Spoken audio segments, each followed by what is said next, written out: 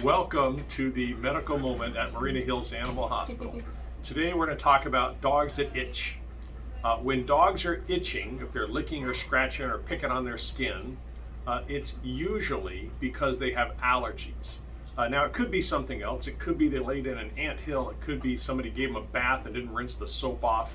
But most often, if dogs are itching on an ongoing basis, it's because of an underlying allergy. Now, if I have allergies, I get hay fever, which means I get runny nose or weepy eyes. That's much less common in dogs or cats. Typically, it is their skin that itches in response to an allergy. There's three common patterns of itching that we recognize in dogs. Some of them are chewing on the back half of their body, the base of the tail, the back of the thigh, the inside of their groin. In that situation, I look for fleas. Now, what's interesting about fleas, some dogs can have fleas and not be very itchy, and other dogs have just one or two bites and they're quite miserable. The reason is that there's a difference between being bitten by a flea and having an allergic reaction to the flea bite.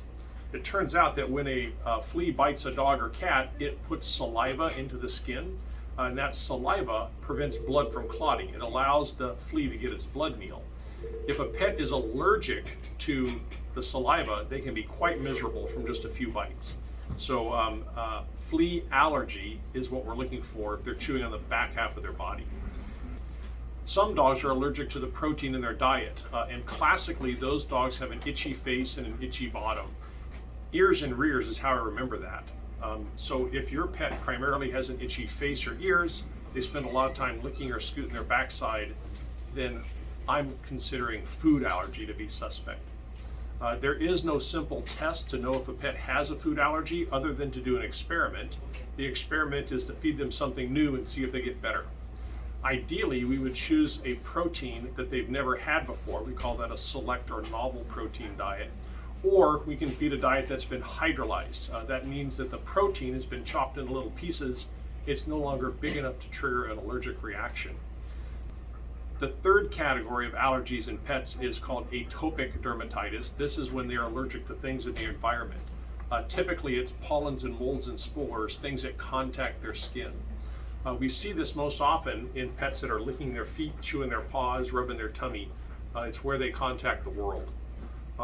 If you want to know for sure if that's the case, you can go to the doggy dermatologist. They can shave a patch of fur, give your pet a series of injections, or do a fancy blood test and determine what your pet's allergic to. The cure for environmental allergies is to then desensitize them to those allergens.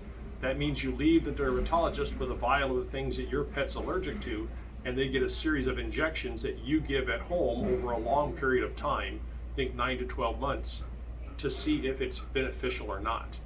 That process is time consuming, it's expensive, and it does not always work, which takes the fun out of hyposensitization treatment. The other option for treating environmental allergies is to simply manage the symptoms, and that's what we most often do. There are 4 common drugs that we use to manage environmental allergies. The first is an injectable medication called Cytopoint. It's my favorite treatment because it's very safe. I find it works in about 80% of the dogs that I give it to. The effects last from 1 to 3 months, and when the itching comes back, we can safely repeat it when needed, as needed. If Cytopoint doesn't work for your dog, then the next option to treat atopic dermatitis is the drug Apoquel. Apoquel reduces inflammation in the skin and only in the skin. It's generally safe. There are a few side effects. By suppressing the overactive immune system in the skin, some dogs may have a flare-up of a mite that normally lives there called Demodex. The other thing about Apoquel is that if your pet develops a skin tumor when they're on Apoquel, there's a chance that that skin tumor could take off and grow more rapidly than if your pet wasn't on Apoquel.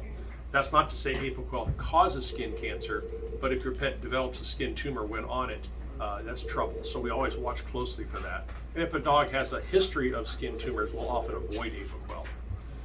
The third drug, if Apoquel is not appropriate for a pet, is a drug called Atopica or cyclosporin. It's been around a long time in different forms. It is a potent medication that blocks the overactive immune response of environmental allergies with good effect, but you have to give it for a long time, for a good 2 weeks before you'll see its full effect. And then finally, the last drug is very familiar. That's cortisone or prednisone. Cortisone always works. It's inexpensive, so that's its appeal. The frustration is that there's lots of side effects from cortisone. That's why it's our least favorite medication for atopic dermatitis. Though there's a time when nothing else works, that's what we have to use. When pets have an overactive immune system and an allergy, and if they spend a lot of time licking and chewing and slurping on their skin, they often will break the skin and get secondary infections. Those could be bacterial or yeast or both. If those are present, then we have to treat those as well. So that's a big overview. If you have a pet with allergies and secondary skin infections, please see your local veterinarian. Talk through with them what the root cause might be so you can be on the right track to try to solve the underlying cause for the itching while you concurrently treat the symptoms and any secondary infections.